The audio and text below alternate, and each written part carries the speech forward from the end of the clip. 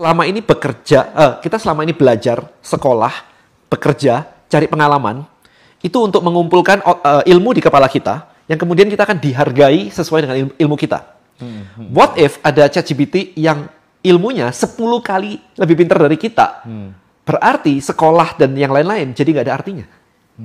Karena tinggal nyuruh aja. Iya bener banget tuh. Lah berarti ini kan orang akan digantikan, jelas orang akan digantikan. Kalau dulu kita masih ya menenangkan banyak orang dengan mengatakan bahwa kayaknya orang tidak akan digantikan sama AI.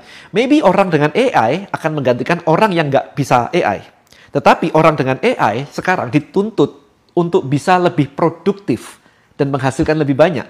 Sehingga total karyawan bisa dikurangin. Artinya adalah AI menggantikan sisa karyawan. Bersama lagi kita dengan Koh Denny Santoso. Siap ya, Koh? Siap. Aku tuh seneng banget ya ngelihat vibes-nya Koh Denny tuh enak lah dipandang tuh. Mungkin pertanyaan pertama, gimana sih Stressful. Itu aku nggak suka gitu. Simply nggak suka aja. Ada orang marah aja aku pindah kok. Misalnya istriku lagi marahin anak gitu aja, aku tuh keluar, aku pindah. Dan istriku juga tahu itu gitu. Jadi memang marah memang dibutuhkan, yes. Tetapi vibes itu nggak nyaman buat aku. Nah banyak orang itu menormalisasi rasa itu. Kayak aku stres, aku punya utang, ya udah biasanya juga kayak begitu sih, gitu sih. Jadi banyak yang menormalisasi itu. Sementara aku nggak. Aku ngerasa nervous dikit aja, aku cerita sekarang ke my wife misalkan, hari ini aku kok nervous nih, kenapa ya? Gitu sih. Dan istriku udah mandi garam, misalnya langsung kayak begitu. Intinya adalah aku tidak mau berada di level yang slightly gak enak. Harus flat sedikit naik. Happy terus itu juga gak mungkin kayaknya. Kayak super happy terus itu kayaknya juga gak enak gitu. Nggak mungkin juga sih kayaknya kalau super happy banget gitu kan. Jadi selalu kayak normal, slightly positif gitu, slightly kayak gitu. Nah sekarang kalau misalkan gimana caranya, dicari dulu yang bikin negatif apa. Aku menghindari itu semua. Apakah itu berita, apakah itu orang, apakah itu cerita, apakah itu yang aku baca di sosial media. Aku stop, aku nggak ngelakuin itu semua, berhenti aja. Jadi kalau misalkan ada sosial media yang kok tiap kali ngeliat dia gue sebel ya. Normal kan ya, manusia kan begitu ya. Ya udah di-unfollow aja itu satu orang itu gitu. Jadi nggak perlu mengubah-ubah yang gimana, di-unfollow aja semua triggernya, dimatiin semuanya gitu. Nah kemudian fokus, kita tuh mau apa nih yang bikin excited. Nah banyak orang nggak tahu tombol motivasinya sendiri itu apa. Jadi ngebayangin punya game, ngebayangin punya income, ngebayangin itu tombol motivasiku. Oke, dan itu tiap orang beda-beda. Tiap orang beda-beda, ada yang motor misalkan, juga yang cash siap dipakai. Nah gitu. Kan cuma dibayangin, lah stresmu juga cuma dibayangin. Iya. Iya Tapi kan ketika tadi misalnya melihat ada yang marah gitu ya, di rumah ada yang marah, Koh Denny kan pergi gitu. Nah, ketika kemudian mengalami kondisi di mana itu dia punya hutang loh sama aku, tapi belum balik-balik, udah dari dulu, udah dari lama, udah ditagih. Nah ini kan ngerusak vibes juga. Itu gimana ngerusak cara kita vibes. menghindar? Ya benar. Jadi yang aku lakuin biasanya, atau tim deh, kalau timnya ini, wah aku kalau ngadepin customer deh, misalkan customernya lagi nyebelin banget gitu. Strategi yang aku lakuin adalah, kalau aku nggak biasa menghandle itu, dan nggak betah handle itu, aku pakai tim yang handle. Tolong dong urusin dong kayak begini, dong aku nggak mau ngurusin kayak begini, itu ngerusak vibesku. Aku bilang begitu ke tim. Nah timku biasa handle itu, ya udah kebal. Gitu sih, bagian customer service misalkan, dia udah biasa handle kayak begitu, maaf Pak, dan sebagainya. Aku disuruh gitu nggak bisa, mending aku nggak ngurusin. Daripada aku ngurusin terus ngerusak vibesku. Jadi selalu ada solusi, tinggal lu mau atau nggak ngelakuin itu. Jadi kalau tadi temen ada yang ngutang gitu, ya kita tagih. Tapi habis itu kita set, kalau nggak bayar lagi, kita mesti ngapain dan kapan. Ya kan, apakah mau dilaporin ke polisi misalnya, kapan gitu. Atau mau suruh orang nagih, atau punya teman yang debt collector selalu yang membuat kamu benci sama orang kaya, kamu maafkan orang itu, maafkan dirimu, kamu terima, ikhlasin, lepaskan, tarik nafas, buang nafas, dan seterusnya. Hal-hal yang seperti itu kita lakuin untuk merilis dulu, baru dites lagi, dengerin, udah tenang belum, gitu sih. Tapi itu menarik ketika ada orang yang justru kok anxiety-nya muncul ketika mendengarkan Primbus, gitu. Nah, aku tuh tertarik ya, karena Koh Denny ini kan juga foundernya Tribelio.com ya, Brain Boost, banyak yang dikerjain gitu ya. Tentu itu kan tidak dikerjakan secara sendirian, tapi secara kolektif, tim gitu. Nah, gimana prosesnya Ko Denny Santoso memulai membangun tim dan kriteria tim yang akan dipakai itu ini standarnya gimana tuh? Oke, sekali lagi ini tiap orang beda-beda. Yeah. Karena bikin tim itu harus menyesuaikan strength and weakness dari orangnya masing-masing. Betul. Dari orangnya masing-masing. Betul. Dari orangnya masing-masing. Betul. Bilang nggak ada yang lakuin, udah di benchmark luar negeri, nggak ada yang lakuin. Tapi kalau nggak ada yang lakuin, bukan berarti kita nggak bisa. Mindsetku adalah, lu bakal jadi orang pertama. Kalau semua orang belum ngelakuin. Nah, kemudian ketika mastermind di luar negeri, itu ditanya, what is your bottleneck? Apa yang menghambat kamu untuk mencapai itu, gitu. Nah, ketika kita breakdown, salah satunya adalah, aku sendiri jadi bottleneck. Why? Aku founder, entrepreneur, yang suka nyiptain bisnis. Orang yang suka nyiptain bisnis, kalau disuruh operational, itu bosen setengah mati. Gitu. Sehingga aku mencari orang yang bisa handle di operationalnya bisnis aku. Sehingga aku bisa tetap skillku di create produk baru ini tetap optimal. Kayak basically kayak Mark Zuckerberg sama Sheryl Sandberg. Mark Zuckerberg gak bakal bisa bikin Facebook sampai hari ini kalau nggak ada si Sheryl. Gitu, waktu itu. Mark Zuckerberg itu cuma anak kuliahan programmer yang nggak lulus juga gitu kan. Jadi yang bikin company-nya jadi gede itu adalah si Sheryl-nya. So aku mencari orang itu untuk komplement si Brain Boost untuk mencapai goalku tadi. Karena kalau begitu aku disuruh ngurusin operational, satu aku bosen setengah mati, yang kedua aku jadi nggak punya ide baru. Karena harus ngurusin ini, ngurusin tim dan sebagainya gitu. Itu sih.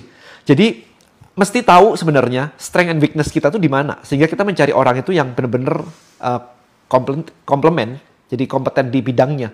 Itu sih kalau aku. Tiap orang mungkin akan beda-beda. Kalau pertimbangan misalnya kayak integritas dan attitude, gimana? Nomor satu sih itu. Nomor satu.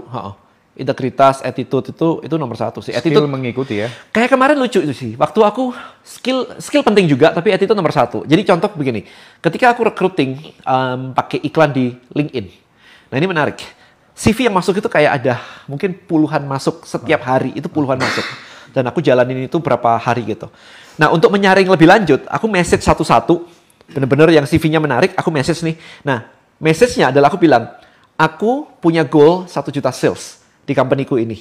Kamu punya plan nggak untuk nyampe ini?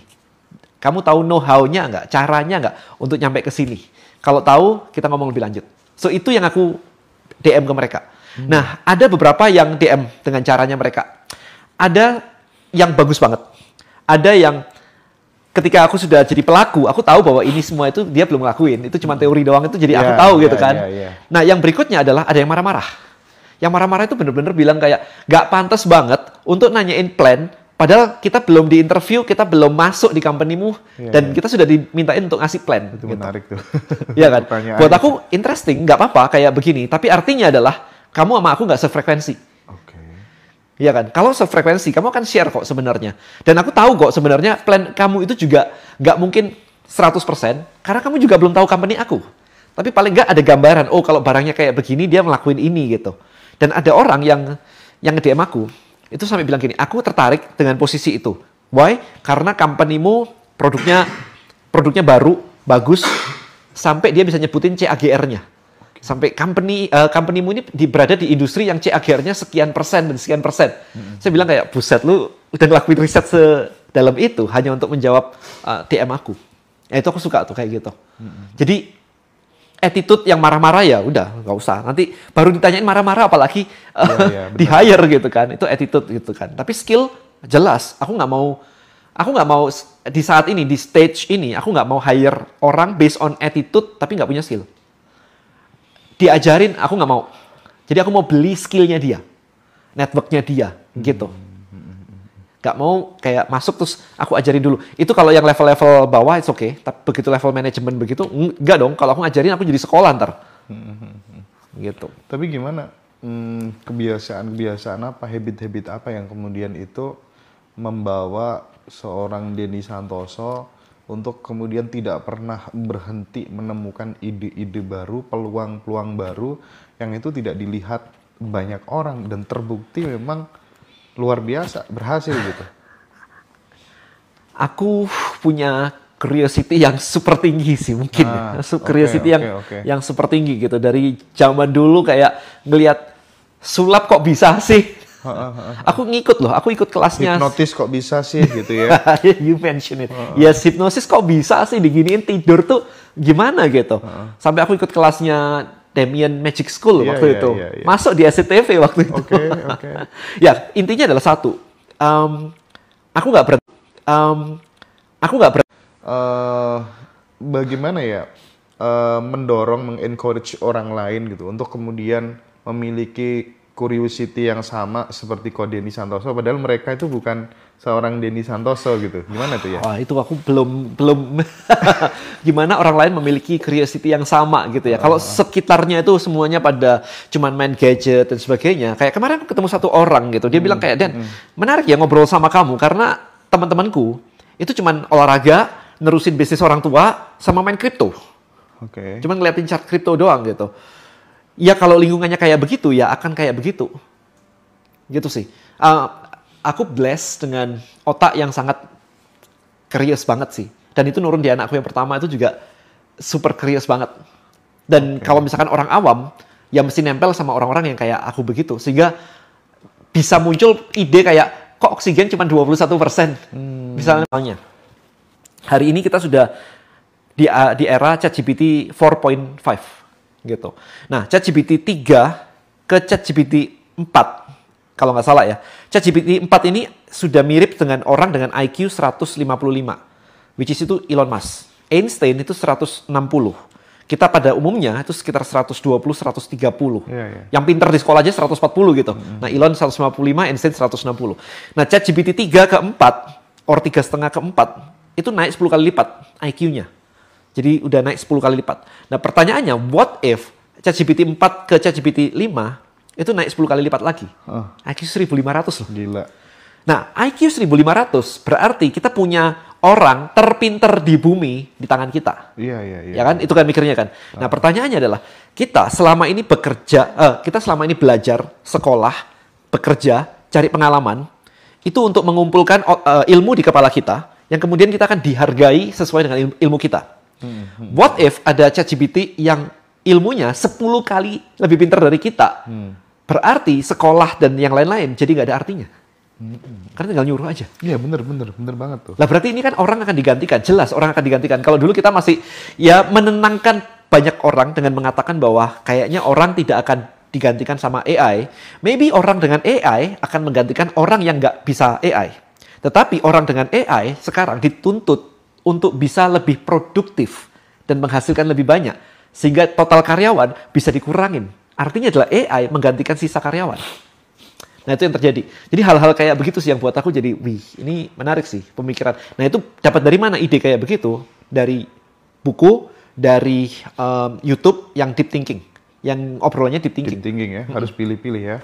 Nggak bisa kalau nonton musik nggak bakal dapet. Tapi bagaimana kemudian cara Ko Denny untuk memilah dan memilih teman yang nongkrong? Kalau kita bersahabat dengan siapapun oke, tapi kalau nongkrong kan biasanya pilih-pilih gitu ya. Nah, gimana tuh? Ko Denny gimana tuh? Satu, yang obrolannya nyambung jelas. Iya kan? Sefrekuensi ya. Sefrekuensi, vibes-nya nyambung gitu, nyaman. Kadang-kadang aku pernah sih ketemu, bahkan even my saudara jauh juga ada gitu ya kan ya. Udah lama nggak ketemu, ngajakin ketemuan gitu kan. Terus kan selalu kayak, lu ngapain sekarang gitu kan, ngobrolnya seperti itu gitu. Iya. Dia nggak mau, udah nggak usah bahas bisnis. Kita jarang ketemu, ngomong yang lain aja gitu. Nah, vibes-ku udah nggak enak. Oh gitu. Iya, karena omonganku, even my wife ngomongnya juga kayak, wah, Denny mah dari bangun sampai tidur yang dibahas juga bisnis. Kalau nggak bisa dengan itu ya nggak usah ngobrol sama aku. Jadi aku juga kayak begitu. Begitu temen ngobrolnya itu gosip tetangga. Iya. 1-2 kali oke lah ya. Kita manusia juga tetap akan ada seperti itu gitu. Tapi kalau itu tiap ketemu ngomongin itu, males lah. Mending aku ngobrol sama AI. Oh iya. Karena mengisi curiosity-ku. Curiosity-ku, aku kemarin nonton biografinya Warren Buffett. Oh, itu keren banget. Warren Buffett itu super genius banget di bidang bisnis ternyata gitu. Jadi otaknya dia itu selalu bilang, nggak ada masalah yang tidak bisa dibereskan kalau urusannya sama duit. Tapi kalau urusan manusia dia nggak ngerti. Jadi hubungan sama manusia dia itu kayak introvert banget, yang nerd banget gitu.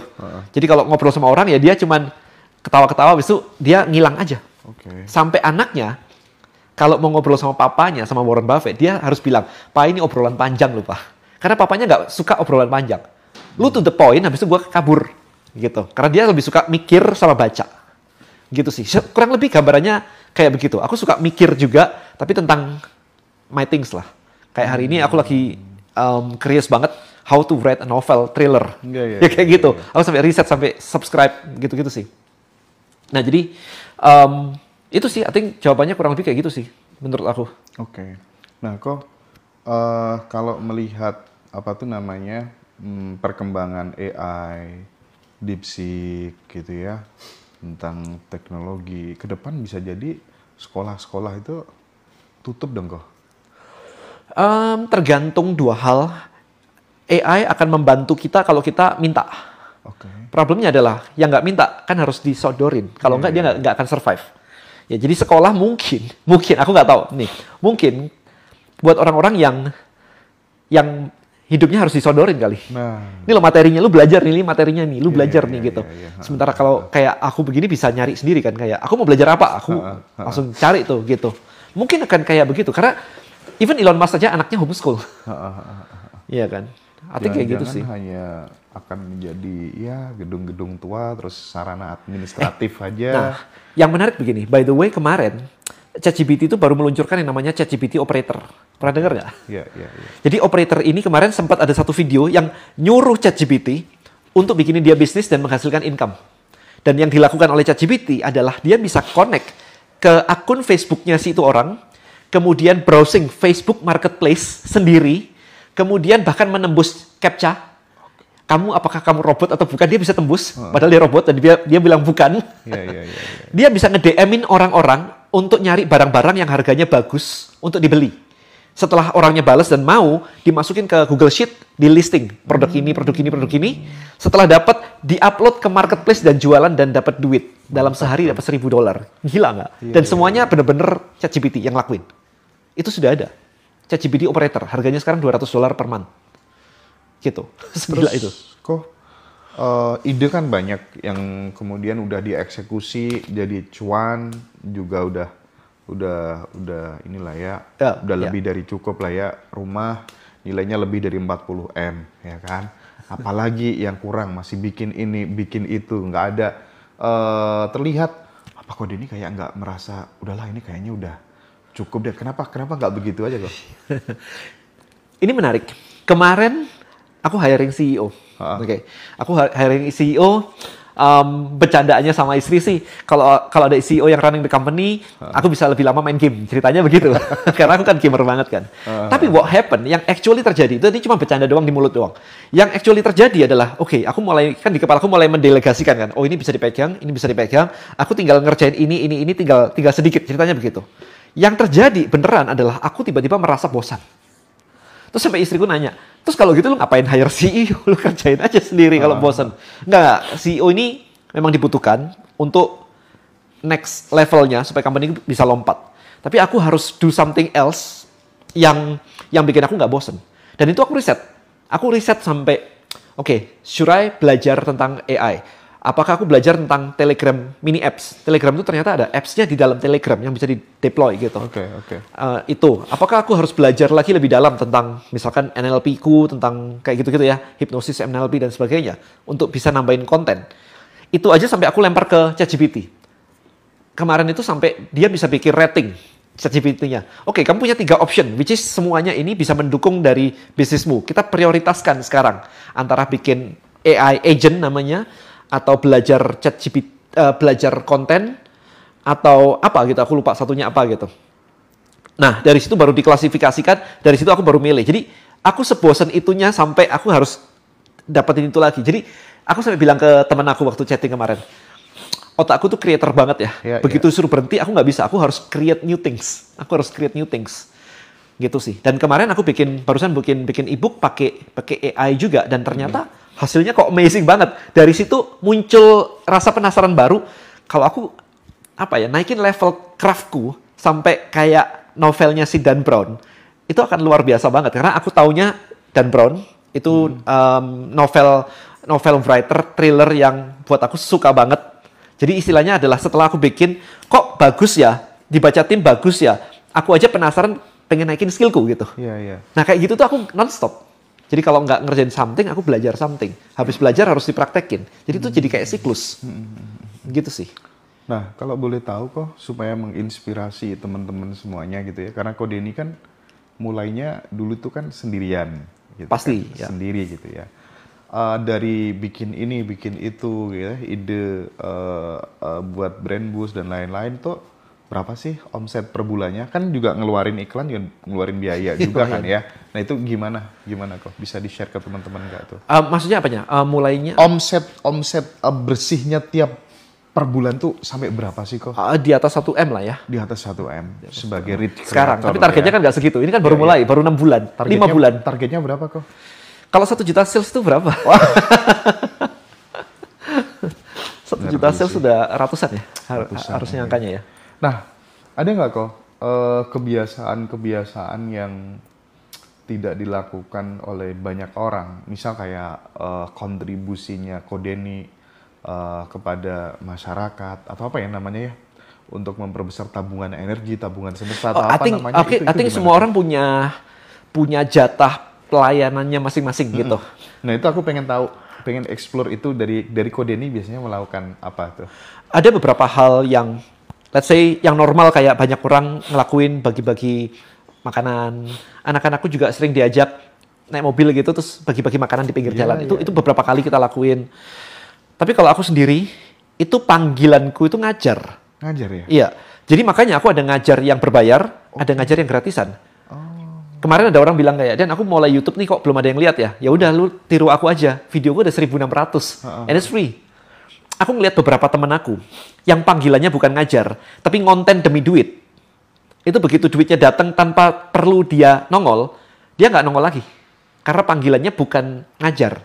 Gitu. Dia ngelakuin semua yang ada di YouTube itu demi konten untuk dapetin traffic untuk bisnisnya. Which is bukan salah. Tetapi karena panggilannya itu, begitu bisnisnya bisa running tanpa dia harus ngonten, dia berhenti konten. Nah, sementara aku mau gimana pun, aku tetap ngonten. Iya. Udah berapa tahun? Udah dari tahun 2009 kali aku YouTubeku itu. Terus gitu, sampai hari ini aku juga bilang ke timku, aku udah lama nih nggak ngonten ya. Aku perlu mengeluarkan isi kepalaku nih. Ya panggilannya di situ. Jadi nggak ada benar salah. I think banyak orang yang juga ngelihat kontenku dan merasa bahwa aku dapat sesuatu dari situ, ya udah, it's a good energy yang dibagikan. Nggak harus dalam bentuk duit. Iya kan? Ada yang bisanya duit, nggak ada yang salah gitu. Tiap orang punya beda-beda. Tapi ketika kemudian kita udah lama nih bergerak sebagai content creator, misalnya YouTube, kita hanya dapat penghasilan lewat AdSense aja. Nah, itu itu masalah. Cara ningkatkan levelnya gimana? Ilmunya Ko Denny bisa di-share nggak untuk teman-teman seluruh content creator dimanapun berada? Itu kan eman gitu ya, gimana tuh Ko? Per bulan hari ini konten aku itu menghasilkan AdSense cuma 2.800.000. Baru tadi pagi masuk. Baru ditransfer 2.800.000. Kok bisa tadi pagi? Tanggal berapa nih? Nggak tahu, tadi pagi barusan masuk. Oh gitu ya? Nggak tahu, entah itu bukan invoice ya, apa tuh?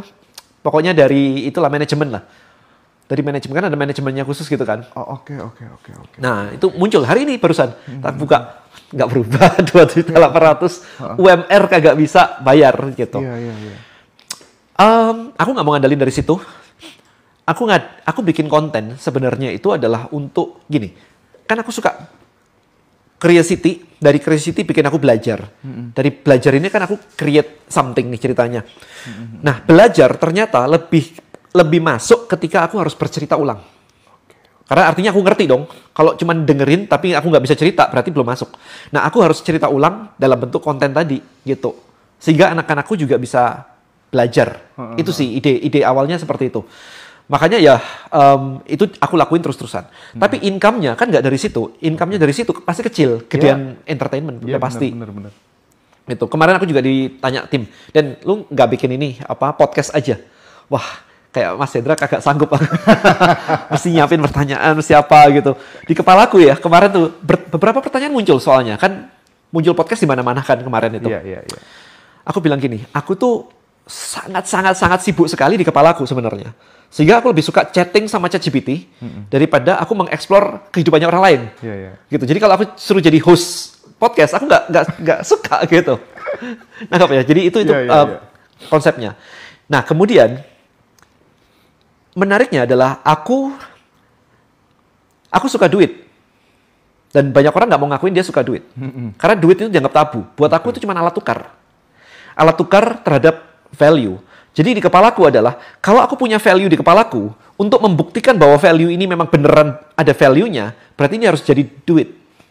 Itu pemikiranku sih. Ini jadi agak filosofikal nih jadinya. Iya kan? Aku belajar untuk mendapatkan value di kepalaku, dan rumusnya adalah duit itu adalah karena adanya value. Sehingga untuk membuktikan bahwa ideku ini beneran berharga, berarti aku harus bisa mengkonvert ideku itu jadi duit. Gitu. Sehingga aku akan melakukan apapun itu untuk menciptakan sesuatu dari ideku untuk jadi duit. Itu makanya aku meng-create banyak hal. Dan itu suka terbukti, oh ada value-nya, itu kepuasan pribadi yang membuat aku kayak, oh berarti yang aku lakuin ini udah bener nih, yang aku lakuin ini berarti aku bisa nih ngelakuinnya. Itu kepuasan pribadinya di situ sebenarnya. Bukan duitnya itu sendiri sih. Iya. Gitu sebenarnya, flow-nya. Oke. Aku aja sekarang terinspirasi untuk lebih naik level ya. Masuk ke Meta Ads dan lain sebagainya kayak Yes. Denny gitu. Iya, aku beberapa minggu yang lalu, aku nanti harus masuk juga deh. Ya. Seperti Kode ini. Nah, kemudian tadi ya, setelah aku create beberapa hal begitu, mulai muncul pemikiran bahwa eranya sekarang adalah era informasi, era teknologi. Sehingga duit itu akan berkumpul sesuai eranya. Era AI, era kayak beginian.